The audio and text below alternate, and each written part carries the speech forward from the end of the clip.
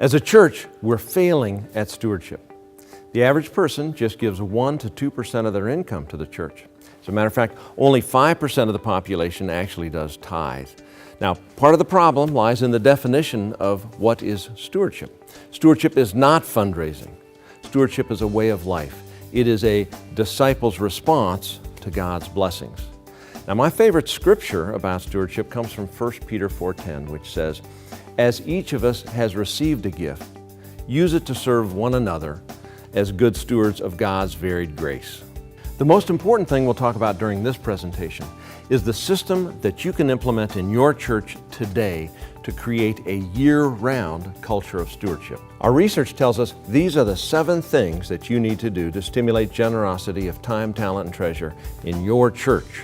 Number 1, teach stewardship through lay speakers, bulletin inserts, quarterly sermons, newsletter columns, and Facebook. Number 2, teach prayer-based discernment so that the decision to give is between the individual and God. Number 3, structure episodic volunteer opportunities so that every person can participate in a meaningful ministry experience. The thing that surprised me was that it was an all-inclusive means to engaging a congregation in stewardship, not just raising money, not just capital campaigns, but to really digging down and getting people involved from the heart in stewarding the resources that God has given them for the church. The 4th element of the stewardship system is to structure the decision-making process to engage everyone in implementing the vision of your church. Number 5, organize numerous social activities because the research says belonging brings belief. It's the connected member who gives generously. Number 6, plan your system of asking to avoid nickel and diming your people. Base the decision to give on prayer, not pressure. The 7th and final element of the stewardship system is to thank your contributors profusely. The less involved individuals seem to need the thanks the most. Only about 30% of Catholics and about half of Protestants actually give to their churches.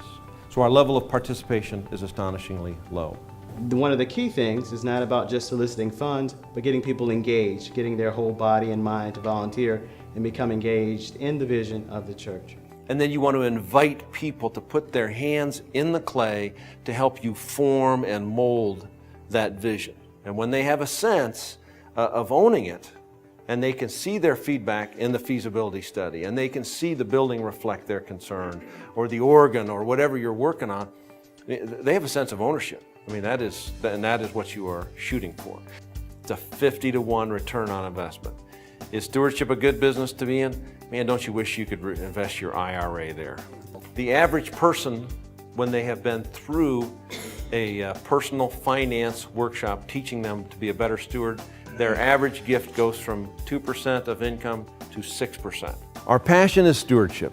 Our ministry is to help churches build a culture of generosity. Through the stewardship system, we want to help you secure the resources your church needs for ministry work.